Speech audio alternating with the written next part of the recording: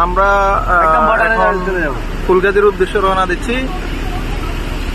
এই যে রাস্তার অবস্থা দেখেন, এখনো আজকে 1 সপ্তাহ হয়েছে, এখনো পানি কমে নাই। আমরা এখানে মানুষের জন্য ত্রাণ নিচ্ছি, সাথে আপনার পশু পাখির জন্য খাদ্য নিচ্ছি, মেডিসিন নিচ্ছি। আমাদের প্রাণী সম্পদের অনেকজনে আছে। এই সম্রাট তাকাও, আমাদের সম্রাট পাবনা থেকে আসছেন, আর উনি হচ্ছেন সিলেট থেকে আসছেন আমাদের। এই দেখেন দাউদ ইব্রাহিম সিলেট থেকে ময়মনসিং চলে গেছে।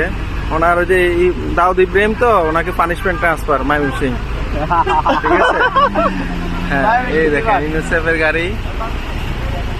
গাড়ি যাচ্ছে। আসলে খুবই খারাপ লাগছে যে আশপাশের অবস্থা দেখে। আসলে যেদিন বৃষ্টি হয়েছিল ওই দিনের অবস্থা কি ছিল এটা আল্লাহ ভালো জানে, ওনারা কেমন ছিল। আমি আসতে চাইছিলাম, ফেনী পর্যন্ত আসছিলাম, আমার গলা সমান পানি দেখে আমি আর আসতে পারি নাই।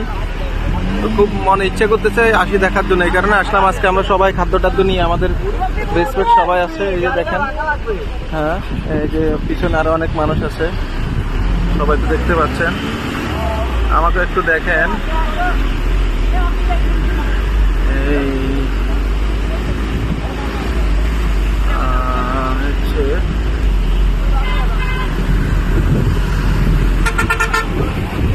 এটারে গরু খাবার দিয়ে যায়। দাঁড়া দাঁড়া দাঁড়া দাঁড়া,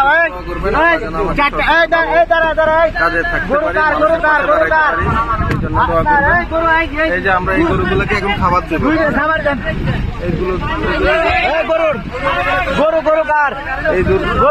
এই যে খাবার দিচ্ছি আমরা। এই গরুগুলা কার? ওই আরেক প্যাকেট দেন, আরেক প্যাকেট দেন। হয়ে গেছে, খাবার দিয়ে দিচ্ছি, আমরা মেডিসিন দিচ্ছি। হয়েছে, ঠিক আছে, সবাই দোয়া করবেন। আমরা একদম ভিতরে যাব, বর্ডারের পাশে। যারা আসলে ক্ষতিগ্রস্ত তাদেরকে দেখে দেবো আমরা। গরু, যারা পশু পাখি আছে, অনেকেই খাবার পাচ্ছে না, গরুগুলা কি খাচ্ছে জানে না, অনেকের খাবার নষ্ট হয়ে গেছে। আমরা খাবার নিয়ে যাচ্ছি, সকলে দোয়া করবেন। আল্লাহ হাফেজ।